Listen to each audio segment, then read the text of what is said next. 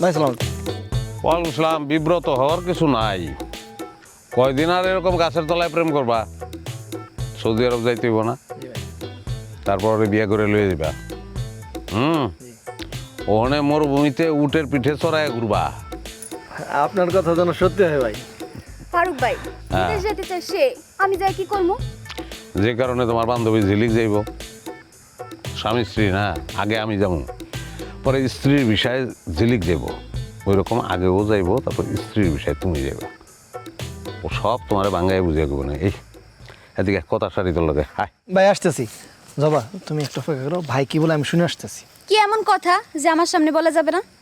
আচ্ছা ওইটাই শুনে আসতেছি, একটু দাঁড়াও। আচ্ছা দাঁড়াইতেছি, তাড়াতাড়ি এসো।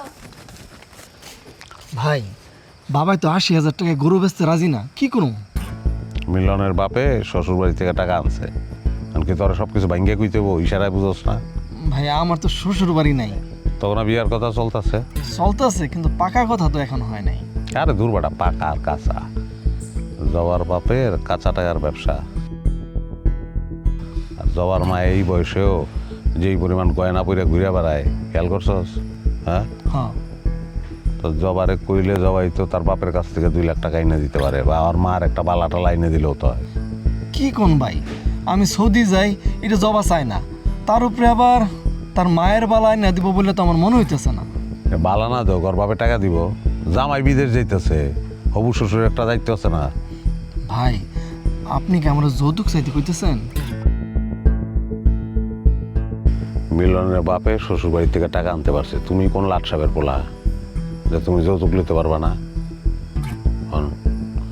জবারে হুমকি দিয়ে কবি যে তুমি যদি টাকা না দাও তাহলে অন্য কোনো জায়গা থেকে যেমন পারি জোগাড় করে আমি কিন্তু সৌদি যাবো। আর সৌদি গেলে আমার পিছনে অনেক সুন্দর সুন্দর মেয়েরা করবো, মন কিন্তু ঘুরে দিতে পারবে। তার থেকে টাকা দিয়া আমারে বায়না করে রাখো। ভাই আরবের মাইয়ারা আমার পিছে লাইন দেবো কেন? আরে তোর বেটা নিজের প্রতি আস্থা নাই না? আমার পিছনে তো লাইন দেয়। হ্যাঁ, বিরাট বড় এক বিখ্যাত কপিলের মাইয়া, খুব সুন্দরী, নাম হলো শিখা মেহরা। হ্যাঁ, আমার দখল করতে চায়।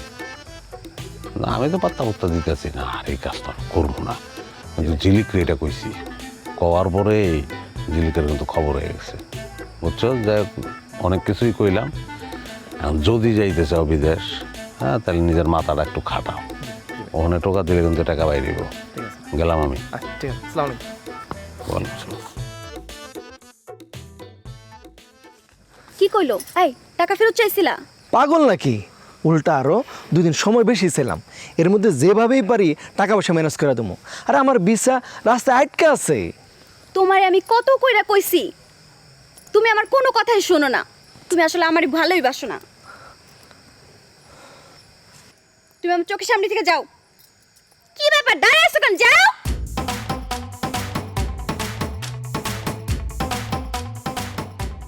কইলাম যাও। আমিই গেলাম। জবা